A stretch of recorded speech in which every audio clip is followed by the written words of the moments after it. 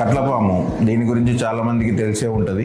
కొన్ని మీకు తెలియని విషయాలు చెప్తాను. ఈ కట్లపాము ఏంటంటే మీరు సాయంకాలం కానీ రాత్రిపూట కానీ ఈ సమ్మర్ టైంలో బయట పడుకుంటారు చాలామంది పల్లెటూళ్ళల్లో. సో అదేంటంటే ఇంట్లోకి వచ్చి జతలుగా వచ్చి ఇంట్లోకి వచ్చి మనకు తెలియకుండానే మనల్ని కాటేసి వెళ్తుంది.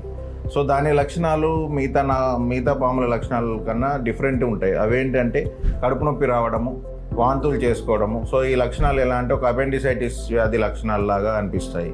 సో చాలామందికి తెలియదు. ఇవి గుర్తించి సరైన టైంలో అంటే ఒక 2-3 గంటల వ్యవధిలో దగ్గరున్న హాస్పిటల్కి తీసుకొచ్చి ఒక ఫిజిషియన్కి చూపిస్తే మనం ప్రాణాలు కాపాడుకోవచ్చు.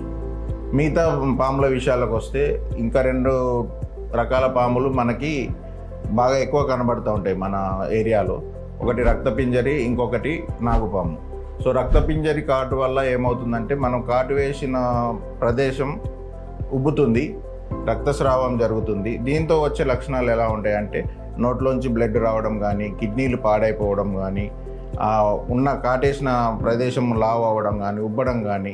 సో దీంతో ఏమైతే అంటే మన బాడీలో ఉన్న ప్లేట్లెట్స్ అనేవి తగ్గిపోతూ ఉంటాయి, కంటిన్యూస్గా బ్లీడ్ అవుతూ ఉంటుంది. సో దాన్ని సకాలంలో ట్రీట్మెంట్ అందిస్తే మనం కిడ్నీలు పాడవకుండా, ప్రాణం పోకుండా కాపాడుకోవచ్చు. అలాగే నాగుపాము విషయానికి వస్తే నాగుపాము కాటేస్తే అది ఎలా ఉంటుందంటే మనకి మాట సరిగ్గా రాకపోవడము, నోట్లోంచి నురుగు రావడము, కళ్ళు మూతలు పడడము, శ్వాస తీసుకోవడం కష్టమైపోవడము, ఇవన్నీ వచ్చే లక్షణాలు, నాగుపాము కాటు వల్ల వచ్చే లక్షణాలు. ఇవి వెంటనే గుర్తించి as soon as possible within 1 or 2 hours 4 గంటల లోపల కూడా మనం ట్రీట్మెంట్ ఇస్తే మనిషిని కాపాడుకోవచ్చు.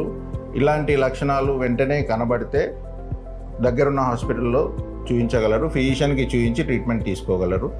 సో ఇవన్నీ మనం ఏంటంటే ఈ పాముల విషయాల్లో లేట్ చేయొద్దు. లేట్ చేస్తే ప్రాణం పోయినట్టు.